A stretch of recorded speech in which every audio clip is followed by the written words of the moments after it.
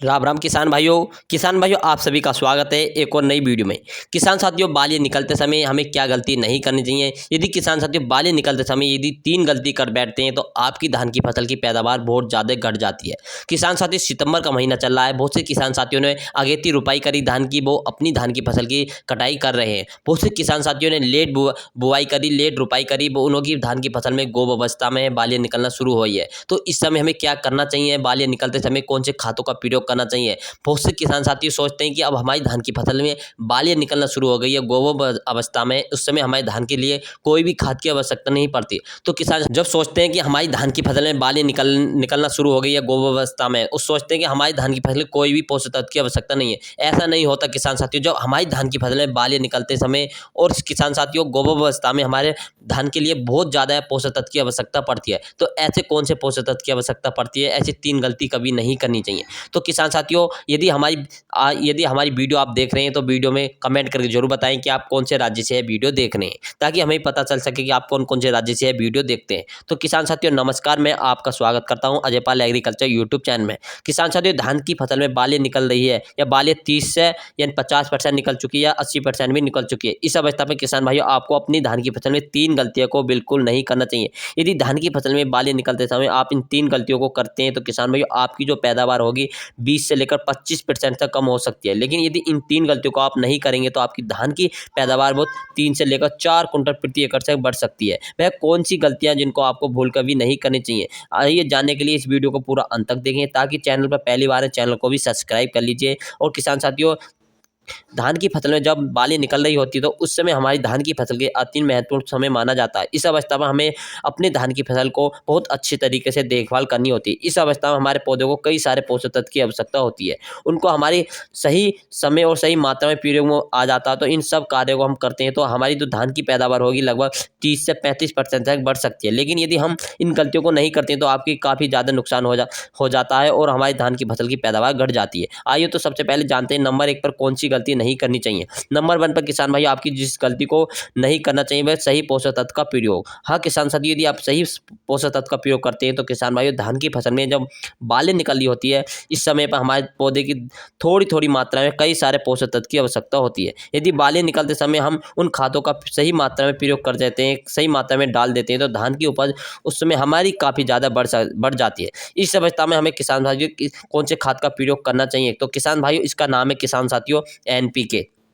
NPK कौन सा प्रयोग करना चाहिए, कौन से नहीं करना चाहिए, तमाम तरह के एनपीके आते हैं। तो किसान साथियों हम आपको बताएंगे एनपीके कौन सा प्रयोग करना है। एनपीके किसान साथियों एनपीके 05234 प्रयोग करना है। हाँ किसान साथियों, यदि हम बाली निकलते समय डाल देते हैं तो हम बहुत सारे लगभग लाभ देखने को मिलते हैं। तो एनपीके 05234 को आपको प्रयोग में लाना है, जिसमें 0% नाइट्रोजन होती है, 52% फास्फोरस, 34% पोटास की मात्रा पाई जाती है। और जब धान की फसल में बाली निकल रही होती है इस समय हमारे पौधे को काफ़ी अधिक मात्रा में फास्फोरस की आवश्यकता होती है, काफ़ी अधिक मात्रा में किसान भाई पोटास की भी आवश्यकता होती है। और इन दोनों पोषक तत्व को जब हमारे पौधे को मिलते हैं तो हमारी जो उपज होगी किसान भाई काफ़ी ज़्यादा बढ़ जाती है। अब आइए जानते हैं कि इसको डालने के बाद हमें कौन कौन से लाभ देखने को मिलते हैं। सबसे पहले किसान भाइयों, हमारे पौधे को जो धान का पौधा होता है उसमें स्वस्थ बालियों का निर्माण होगा। बालियों की लंबाई अच्छी रहेगी, काफ़ी बड़ी बालियाँ रहेगी, साइज भी बड़ा रहेगा, बालियाँ गुच्छेदार आएगी। सभी बालियाँ किसान भाइयों 100% दाने का भरा होगा। आपकी जो एक भी बाली खेत के अंदर खाली नहीं रहेगी किसान भाइयों।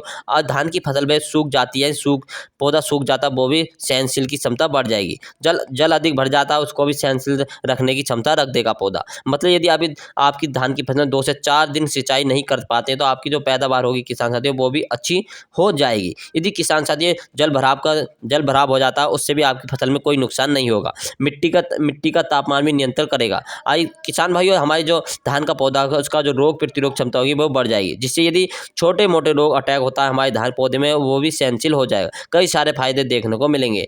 हमारे जो किसान साथियों धान की फसल होगी वो मजबूत हो जाएगी। इस अवस्था में यदि इन तना मजबूत होगा, भविष्य में यदि हवा चलती है तो आपकी फसल भी गिरेगी नहीं और गिरने से बच जाएगी। तो किसान साथियों आपको यह प्रयोग करना है। अब बात करते हैं दाने की क्वालिटी बहुत अच्छी बनेगी। दाने आपका मोटा रहेगा, सुंदर चमकदार दाना रहेगा, वजनदार रहेगा, आपके भविष्य में नंबर 1 पैदावार होगी। साथ में इस किसान भाइयों आपकी जो धान की फसल में आवश्यकता पड़ती है पोषक तत्व की, तो वो पोषक तत्व कौन सा है? बोरोन। हाँ किसान साथियों, आपको बोरोन का भी प्रयोग करना है। बोरोन का प्रयोग किसान साथियों एनपीके 0-32 को मिलाकर बोरोन के साथ मिलाकर किसान भाइयों अपनी जो धान की फसल है उसमें फूल फल बनने की अच्छी परागण की क्रिया बनाता है बोरोन, जिससे बोरोन से अच्छा मैच पौधा होगा किसान साथियों, उससे बाली होगी वो टूटेगी नहीं, वो दाना झरेगा नहीं, जिससे बाली बोरोन से मजबूत बालियाँ हो जाती है। तो किसान साथियों बोरोन का प्रयोग करना है। एनपी की जो मात्रा रखनी है आपको किसान साथियों 1.5 किलोग्राम रखनी है, और बोरोन की जो मात्रा रखनी है किसान साथियों 100 ग्राम प्रति एकड़ के हिसाब से रखनी है। बोरोन को मिलाकर दोनों को किसान भाइयों अलग अलग घोल बनाना है, अलग अलग घोल बनाकर 150 से लेकर 180 लीटर पानी में मिलाकर शाम के समय स्प्रे कर देना है। स्प्रे किसान साथियों आपको अपने फायदे काफ़ी देखने को मिलेंगे। नंबर 2 पर किसान भाई आपको जो बालियाँ निकलते समय जिस गलती को भूलकर नहीं करना है वह रोग बीमारी से बचाव। हाँ किसान भाइयों जैसे धान की फसल में बालियाँ निकलनी शुरू होती है, साथ साथ हमारे धान के पौधे में कुछ 4 से 5 रोग उनका अटैक होना आरंभ हो जाता है। अवस्था में किसान साथियों इसमें कैसे बचाना चाहिए तो बेहतरीन पैदावार मिलेगी यदि किसान साथियों इन्हें आप रोगों को बचा लेते हैं। जैसे किसान भाइयों आपकी काफ़ी ज़्यादा डिमांड आ सकती है कि पैदावार में मामले में जब धान की में बाली निकलती होती है किसान से 3 से 4 रोग अटैक हो जाता है, जिसमें फिर नुकसान देखने को मिलता है, जैसे तना छेदक, सूडी पत्ती, लपेट सूडी पत्ती और शीट ब्लाइट। अब यह रोग किसान भाइयों बाली निकलने के साथ साथ लगना आरंभ हो जाते हैं। तो सबसे पहले किसान साथियों आपको खेत को अच्छे से निरीक्षण करना है। यदि इनमें कोई रोग आपकी फसल में दिख रहा है तो शुरुआती अवस्था में दवाई डालकर खत्म कर देना चाहिए। मान लीजिए शीट ब्लाइट और अटैक आपके पौधे में हो गया तो इसके बचाव के लिए आपको थाइमोफ्लोराइड जो आपको पल्सर मसूरी बहुत ज़्यादा प्रसिद्ध है दवाई आती है, यह आपको इसे प्रयोग कर सकते हैं, यानी कि पल्सर मसूरी के नाम से आती है दवाई काफ़ी अच्छी है, प्रयोग कर सकते हैं। इसकी मात्रा आपको 160 ml प्रति एकड़ के हिसाब से लेनी है और लंबे समय तक आपकी फसल को बचाए रखेगा। और तना छेदक या पत्ती लपेट अटैक हो गया है, कोई कीटनाशक हो गया है तो उसमें आप काटअप का 50 HP का प्रयोग कर सकते हैं। इसकी मात्रा आपको 250 ग्राम प्रति एकड़ के हिसाब से रखनी है। काफ़ी बढ़िया देखने को मिलेंगे, दोनों मार्केट में उपलब्ध है, कौन सा भी खरीद सकते हैं। और किसान साथियों नंबर 3 पर किसान भाई जिस गलती को नहीं करना है वो सिंचाई। हाँ किसान भाई जो हमारी जब बाली निकली होती है उस समय हमारे पौधे को उनके लिए काफ़ी अधिक मात्रा में नमी की आवश्यकता होती है। सारे किसान साथी सोचते हैं कि बाली निकलना आरंभ होती हैं, वह अब घर बैठ जाते हैं और उन्हें लगता है कि अब सिंचाई करने की आवश्यकता नहीं है, तो वह अच्छे से पैदावार ऐसे कैसे मिल जाएगी। यदि किसान साथियों सही मात्रा में सही स्प्रे और सही दवाई और सही खाद का प्रयोग और सही मात्रा में पानी का प्रयोग मिल जाता है, हमारी धान की फसल पैदावार बहुत अच्छी हो जाती है। लास्ट में किसान साथियों आपको सिंचाई की व्यवस्था बनाए रखनी है। किसान साथियों आपको सिंचाई का व्यवस्था रखना, आपकी धान के अंदर 100% दाने का भराव रहेगा, दाना क्वालिटी अच्छी बनेगी यदि किसान साथियों इन 3 गलतियों को नहीं करना है।